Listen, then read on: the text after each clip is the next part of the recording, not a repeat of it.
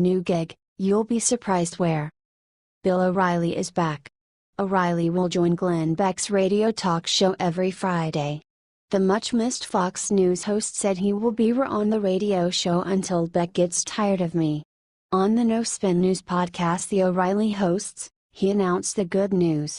O'Reilly is excited about this venture, stating, "It's a good outlet for me to, discuss things back and forth with Beck, who's a good friend. We don't agree on everything, but it's lively." Beck and O'Reilly have been friends since they were both Fox rating powerhouses. And, like O'Reilly, Beck was let go from his Fox show even though his ratings were through the roof.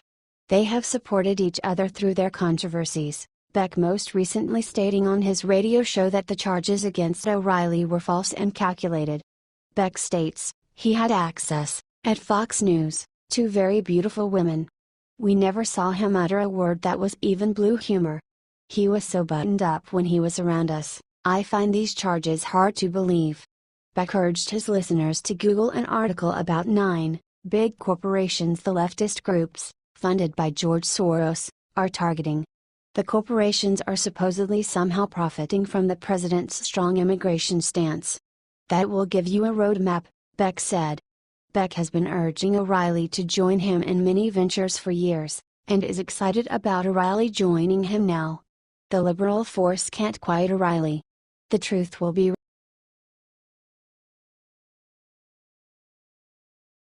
Please read. Steve Bannon just sent email message to President Trump that will save America. The Republican National Committee sent out a fundraising email asking for assistance on President Donald Trump's Drain the Swamp agenda. The email notes the ongoing battle against a hostile press while offering words of wisdom from a top Trump advisor, Steve Bannon. "You already knew the media is out to get us," the email said. "But sadly it's not just the fake news. There are people within our own unelected bureaucracy that want to sabotage President Trump and our entire America First movement." Steve Bannon was right when he said, "If you think they're going to give you your country back without a fight, you're sadly mistaken. Every day is going to be a fight," Bannon said. That is the promise of Donald Trump. The email points out that the people opposed to Trump and his policies do not want to put America first. They want it to be special interests first to enrich themselves, all while the citizens of our country remain an afterthought, the email said. "We have no choice but to completely drain the swamp," the email said, noting that Trump is already started cleaning house. The email concludes, "But every day will be an uphill battle, and we need to be prepared to go into the trenches to fight back."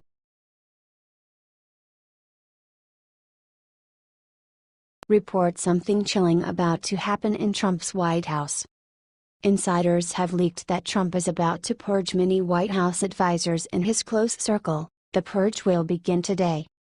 Many of Trump's supporters will find the purge chilling, as the president has been under the influence of Jared Kushner and his wife Ivanka. They have pressured the president to get rid of some of his top advisors who align with his populist base, in favor of a more centrist group of higher-ups. Steve Bannon is said to be on the chopping block. Getting rid of Bannon would infuriate Trump's base but would surely make Ivanka and Jared pleased. It would also signify a shift towards more centrist policies, and away from the policies that Trump vowed to put in place while he was on the campaign trail. Also at risk, Trump's press secretary. Speculation continues to swirl around White House Press Secretary Sean Spicer, who has hindered Trump with a series of high-profile gaffes. As InfoWars reported first, before the rest of the mainstream media followed suit, Trump is seriously considering replacing Spicer with Fox News host Kimberly Guilfoyle. In an eyebrow-raising move, Guilfoyle liked one of InfoWars' tweets, in which they linked to a story about the fact that Trump was considering her for the post, alongside the comment, "I had this story 2 days ago, lazy MSM late again." Former Trump advisor Roger Stone said the establishment made the mistake of hitting Trump too hard, despite the fact that Trump attempted to extend an olive branch during the early months of his presidency. Now he understands, the gloves will be off, this is a fight to the finish. "I can't tell you this, don't ever push Donald Trump into a corner, he is a fighter," said Stone.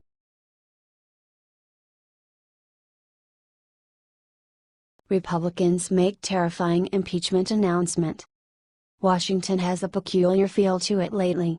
With Democrats chanting impeach since before Trump took office, it is strange to hear Republicans speak softly about it now. There is a possibility of the impeachment of President Donald Trump now that former FBI Director James Comey has stated he wrote a memo after speaking with him. Reports have said Comey has a memo containing information about Trump pressuring Comey to abruptly end the investigation into former National Security Advisor Michael Flynn. Representative Justin Amash, R. Michigan, spoke out about the situation just one day after the New York Times broke the news. Amash said if the reports about that particular incident were true, then it is possible that an impeachment could occur. In a shocking turnabout, however, Amash stated that he has more confidence in Director Comey than he does in his own president. Representative Walter Jones, RN.C., also spoke with The Hill and agreed that the Comey memo could result in an impeachment.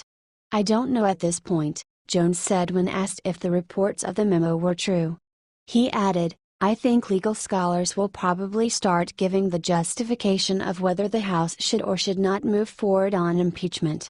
Representative Carlos Curbelo, R-FLA, compared the current situation with ones from the past with Richard Nixon and Bill Clinton when speaking to CNN's Don Lemon. Curbelo said, "Obstruction of justice in the case of Nixon, in the case of Clinton in the late 90s, has been considered an impeachable offense." Curbelo wants the Congress to demand all of the information Comey has about the conversation with Trump. He states that he doesn't think the country should get all worked up if it's nothing. Let Congress do its job. Amash and Curbelo have taken any and every opportunity to criticize our president, in fact neither voted for Trump. It's a sad state of affairs when you can't even count on your own party to stand behind you. Briefings at the White House have already refuted Comey's memo, stating the conversation with the former FBI director and Trump was misstated. The Trump administration views this as just another attack by liberals. Now we know who we can trust in Congress as well.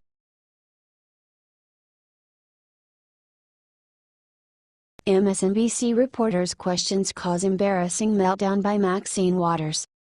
Maxine Waters is outraged that President Trump fired James Comey as director of the FBI.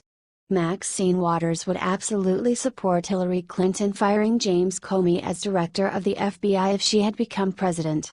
Got it, Maxine?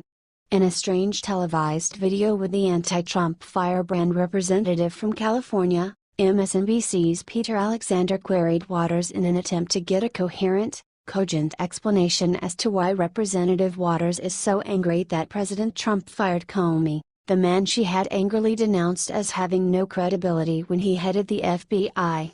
Alexander probed Waters on her opinion of the president's firing of Comey. "Alexander, you obviously have been very critical of James Comey in the past. You said that he had no credibility. I assume you support the president's decision then to fire his FBI director."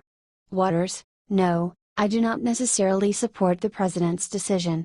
If the president had not gone all over the country praising him about the way he handled Hillary and the emails, if the president had not said he had confidence in him, if the president had not said he was a part of his team." Alexander: "But Congresswoman, I understand in the past he was praising him. But if you said that FBI Director James Comey had no credibility, wouldn't you support the fact that the president, then candidate Trump, now President Trump, made the decision to get rid of him?" Waters: "No, not necessarily." Alexander gave Waters the opportunity to better explain her seemingly contradictory position, and she reasoning quickly unraveled. Alexander: "So, Congresswoman, respecting that to be clear, you believe it would have been better to keep in place an FBI director who you said had no credibility to oversee this investigation than to find someone who you think would be a better choice?" Waters: "No. But I believe the president thought that. Don't forget. You're talking about what some Democrats said, what I said, but don't forget. He was the president. The president supported him. He had confidence in him. It was within his power."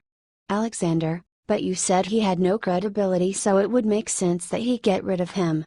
Waters: "No, no, no. Under investigation. This president basically has interfered with an investigation where he may be implicated. That's outrageous. And that's why we're having so much of a conversation about it today. Everybody is talking about it because this is highly unusual. Alexander, the bottom line is you think an FBI director without credibility would have been best served in this position to try to pursue this investigation. Waters, I think that if the president would have fired him when he first came in, he would not have to be in a position now where he is trying to make up a story about why.